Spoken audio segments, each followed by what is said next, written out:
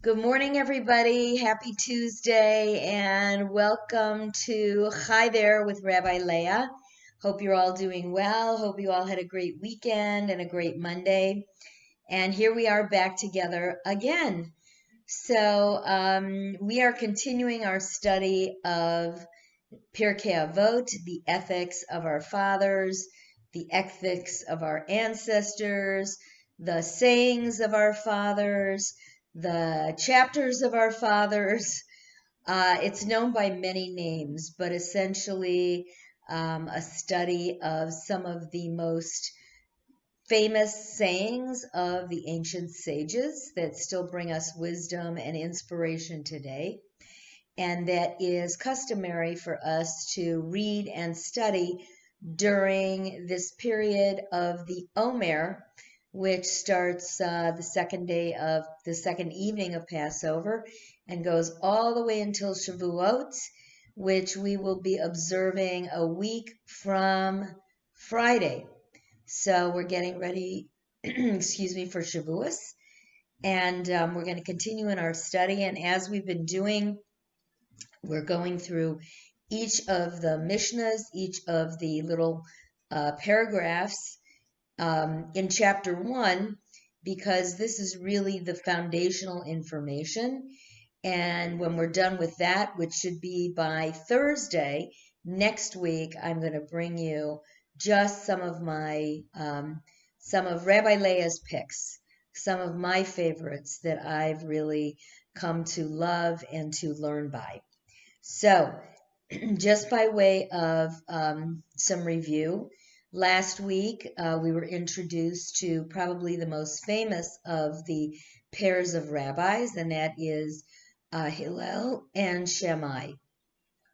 And in rabbinic literature, they are kind of set up as in a competition with one another. Rabbi Shammai is kind of set up as the curmudgeon type who isn't very open and generous with his teaching, and Hillel, or the disciples of Hillel, to be more loving and more open. But, this could be rabbinic mishigas. This could actually be myth, legend, and not necessarily true. So last week we looked at some of the sayings of Hillel, the most famous of one of which was, "If I am not for myself, who is for me? But if I am only for myself, what am I? And if not now, when?" Which is probably one of the most oft recited and most well-known of comments made by a rabbinic sage. Remember, we're talking about sages from the first century of the Common Era. So this dates back 1900 years. And it's amazing. I'm sure that 1900 years from now, nothing I have said will be remembered by anybody. So the fact that we are still learning, enjoying, and gaining wisdom from these sages is a pretty remarkable thing. So today we're going to go on to the 15th Mishnah of chapter 1. There are 18 Mishnahs, and today we're going to talk about Shammai and his teachings. And it's interesting that the Mishnah contains several of Hillel's teachings, but only one of Shammai. And, we don't really know why.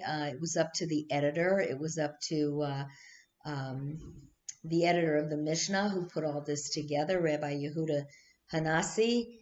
But it really demonstrates how much more dominant the school of Hillel was in the world of the ancient rabbis. And as I mentioned last week, when I say Hillel or Shammai, I'm not necessarily talking about the person of Hillel or the person of Shammai, but we often we talk about Beit Hillel and Beit Shammai, the house or the school of Hillel. So we're not 100% clear that these are the exact words that came out of Hillel's or Shammai's mouths, but, possibly the words of their disciples, which reflect the types of personalities that Hillel and Shammai had. So let's look at the one Mishnah that we do have from Shammai, and it reads as follows. Shammai used to say, "Make your study of the Torah a fixed practice.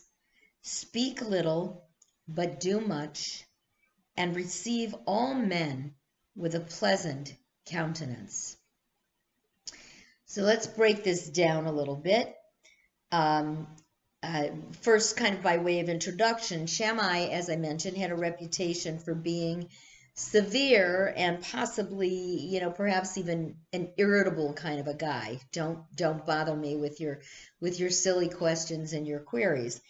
And that's exemplified by the very famous story of a non-Jew who came before him and asked him to teach him the whole Torah while standing on one foot. And Shammai promptly threw this guy out of the study hall, whereas Hillel, when approached by the same non-Jew, eloquently told him, "Love your neighbor as yourself. The rest is commentary. Now go and learn." So we kind of get this setup that there's a dichotomy between Hillel and Shammai in terms of their personalities, in terms of their schools of disciples, and so on. But that may be a fiction. I mean, we really don't know. All we have is what's written in legend and what we have written in the Mishnah. Now, Hillel and Shammai were real human beings, but again, some of their statements could possibly be attributable to their schools of disciples as opposed to them directly. So let's break this down and see what it says, because despite Shammai's reputation, when you read his teaching, it really doesn't give you a sense that he was this negative, curmudgeon-y, kind of irritable guy, because he's really emphasizing some things that are quite positive, particularly the last part of the Mishnah. But let's go through it. So first and foremost, he says, "Make your study of the Torah a fixed practice." So what does that mean, a fixed practice? Well, like anything else, if it's going to become habitual or you're going to get good at something, you can't do it piecemeal. You can't do it half-baked.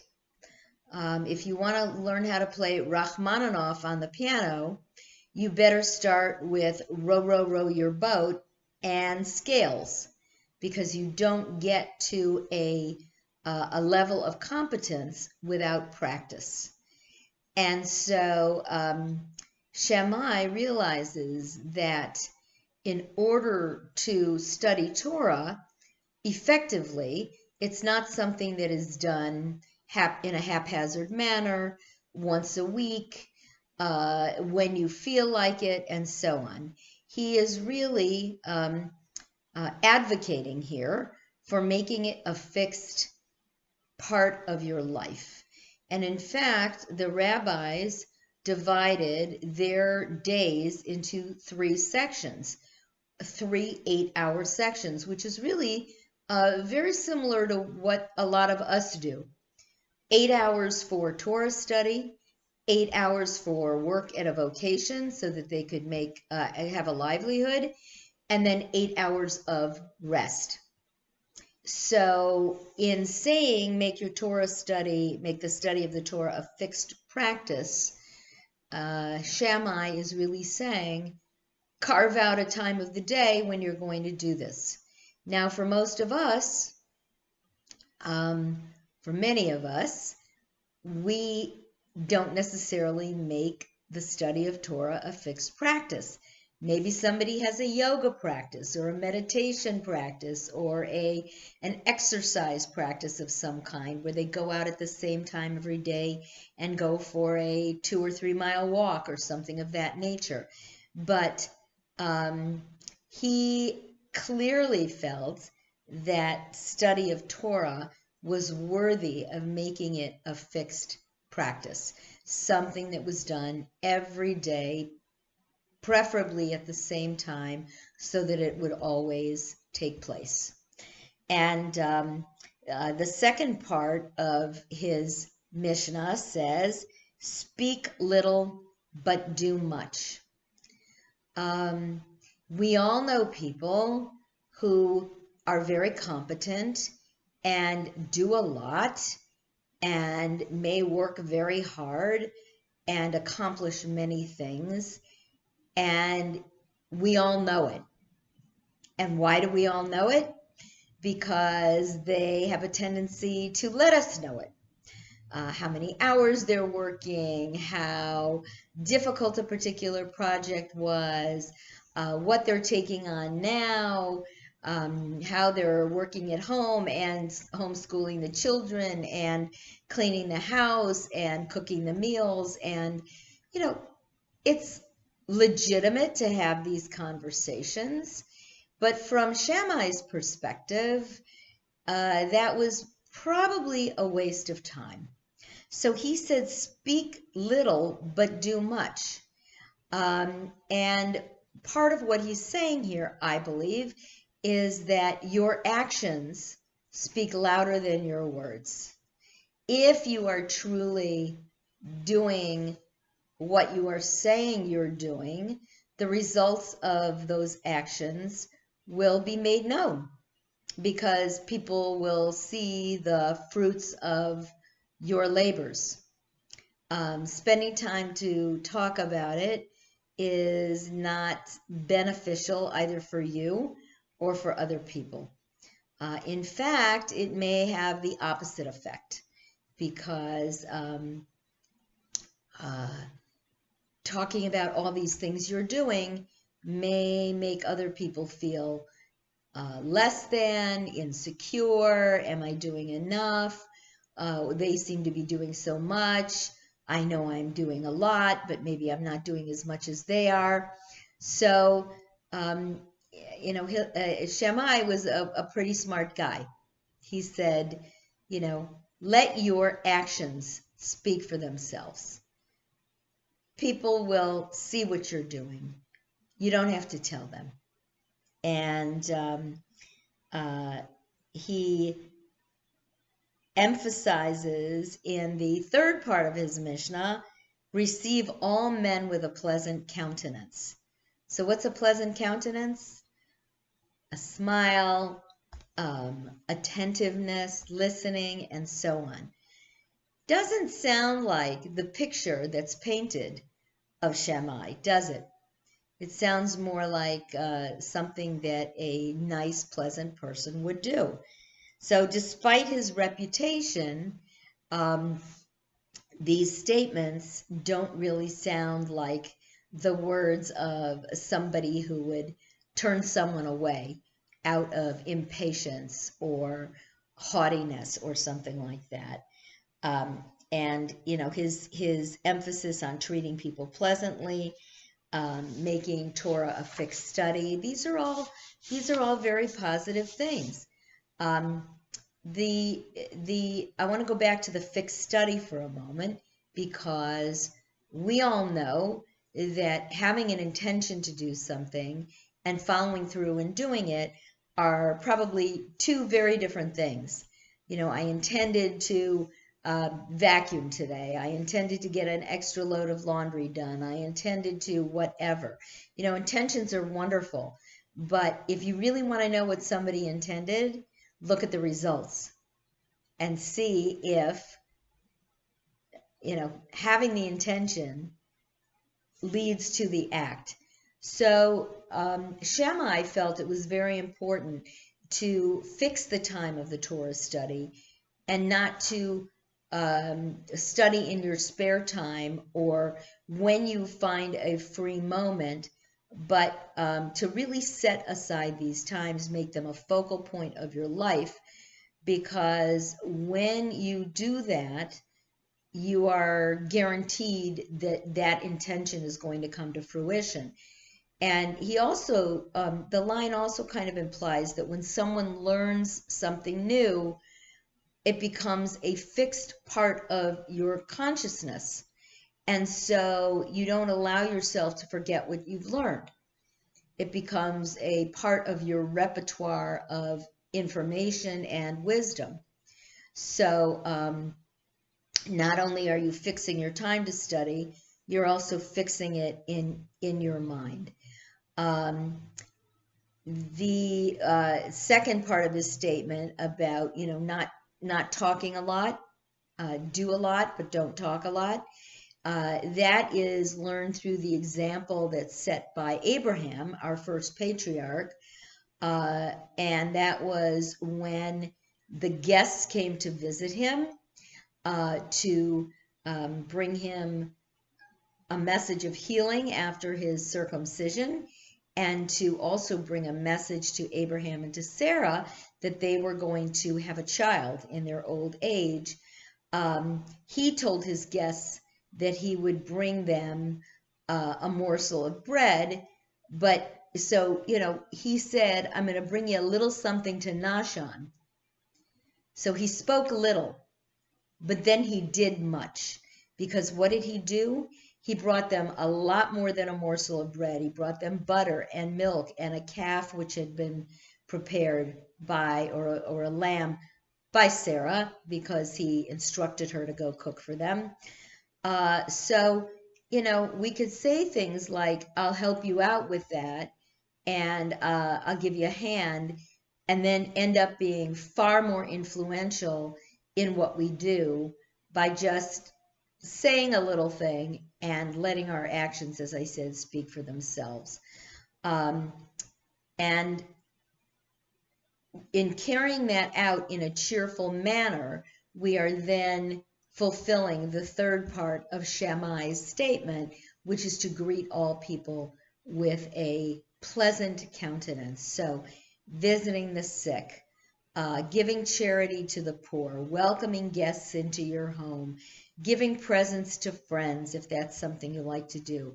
All that has to be done with joy, not with a downcast face, or because that spoils the good deed. If these good deeds are done from a place of feeling responsible to do it, or feeling pressure to do it, the act is not going to have the same weight and the same significance as if it's done with a pleasant countenance. So put a smile on your face. They say it takes a lot fewer muscles to smile than it does to frown. And they also say that when you have a smile on your face, it actually releases the endorphins that are relevant to the good feelings you have when you're smiling, laughing, and so on. So it actually dupes your body into thinking that you are in a happy mood, because, bright skies are going to clear up, put on a happy face, right? If you're downcast and you look like Debbie Downer all the time and you're sad, clearly this is not going to add to the joy and the happiness that you're bringing to other people. So greet all people with a happy countenance, says Shammai. Actually, he said greet all men, but I think he meant greet all people. At least that's what we try to do. Okay, so now with the statements of Hillel and Shammai, we have come to the end of the 5 pairs of rabbis that are talked about in the first chapter of Pirkei Avot. And now we're going to move on to some of the other great rabbis. So here we are in chapter 1, Mishnah 16. And we're going to start, as I said, being introduced to some of these other great rabbis. And the first of those patriarchs, and one of the leaders of the Jewish people, who we're going to be introduced first to the family of Rabbi Hillel.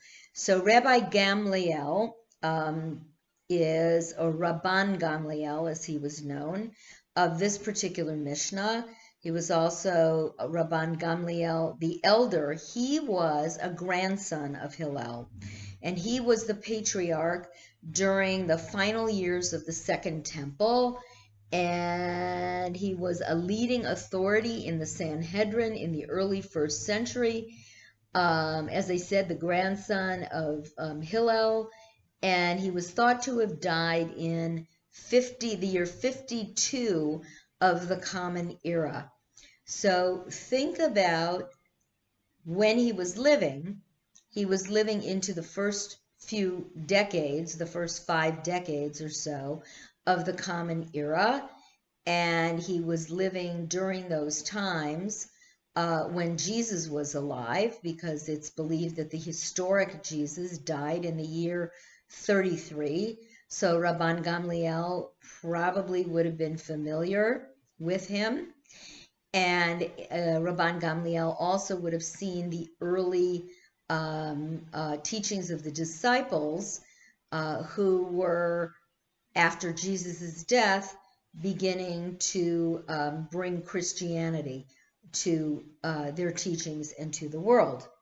So he's the first of the sages who was given the title Rabban, which is a title reserved, with one exception, for the patriarchs from Hillel's family.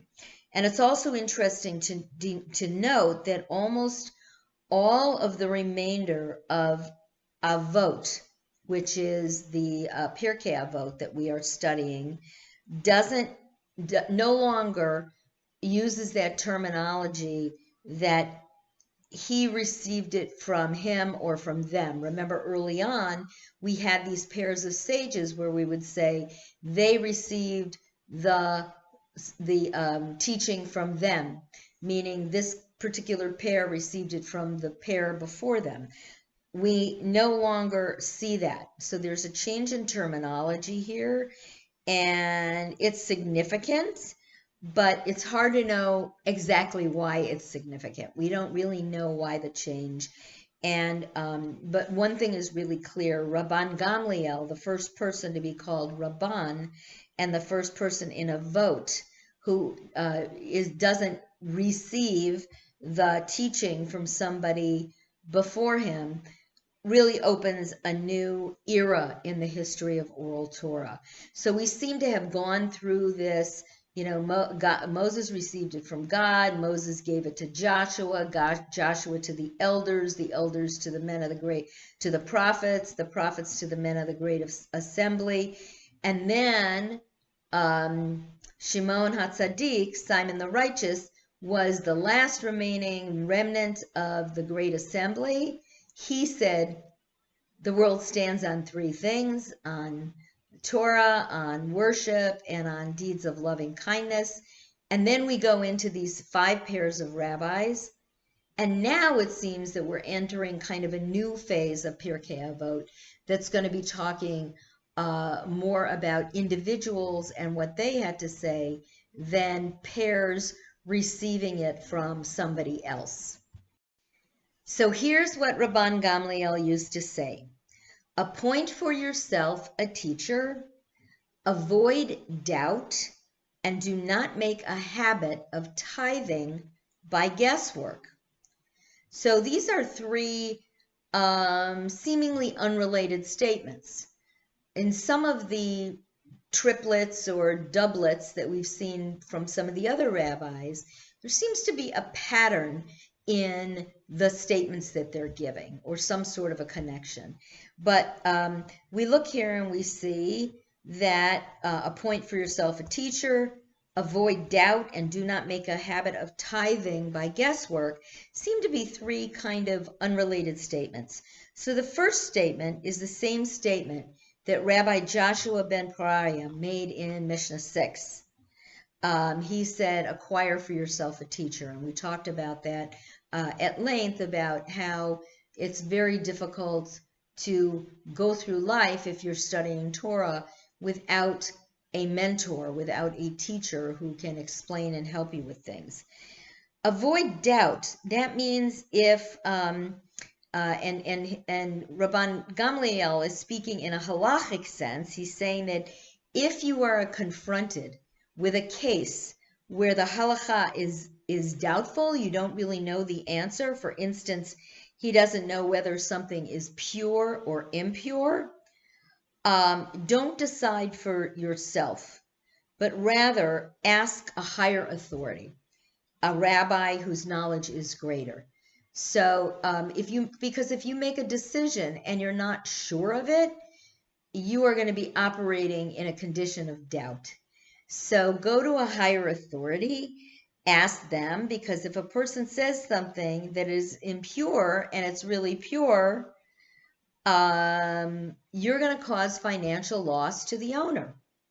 So if somebody comes to me and says, Rabbi Leah, is this pot pure or impure?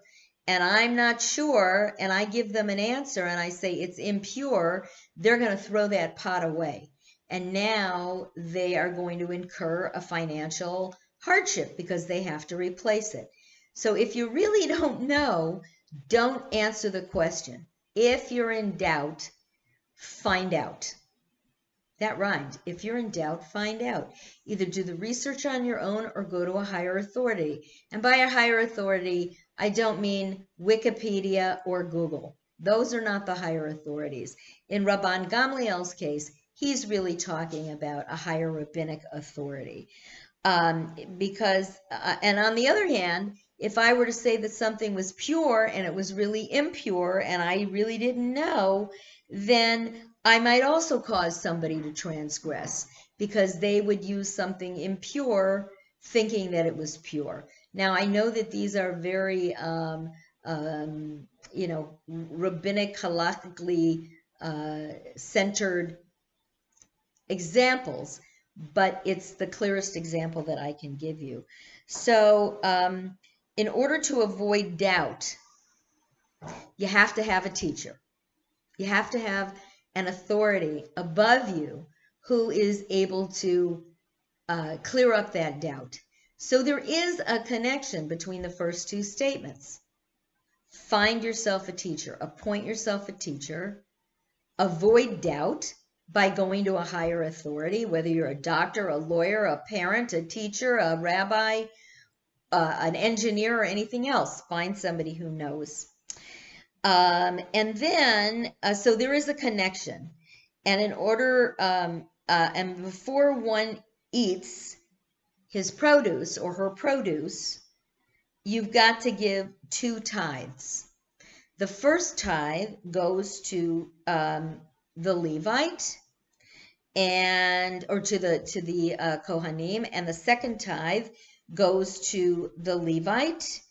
And that tithe must either be consumed in Jerusalem, according to Gamliel, during the 1st, 2nd, 3rd, 4th, and 5th years of the sabbatical cycle. We talked about the Shemitah year last week, this past weekend during the Torah portion. Or it has to be given to the poor during the 3rd and the 6th year. Okay? So Rabbi Gamliel teaches that you don't tithe by estimating. You're exacting. And the tithe is denoted as 10%. So because you don't want to avoid doubt, and that's how it's connected to the previous statement. When you do your taxes, you don't kind of guess on what your adjusted gross income was. You have to give the IRS the exact information, or you could be in trouble. You don't want to guess on these things. Even more importantly, when you tithe, if you're supposed to give 10%, you don't say, well, I think it's about 10%. I'm not really sure. Next time I'll give a little more. Last time I gave a little less, so I'll give more this time. Guesswork is not involved. So we're going to stop there for today, and I'll pick up the end of Rabban Gamliel's Mishnah on Thursday. I hope that you will join me. Tomorrow I have a special program in the morning for Goldberg Health Center and for Katzen. It's my Sing and Schmooze with Rabbi Leah. and that will be at 10:45, and everything will be turned on for you. In the meantime, I hope you're enjoying our study of Pirkei Avot. I know that I am. I'm learning a lot. And so for now, I will say lehitraot. Bye-bye.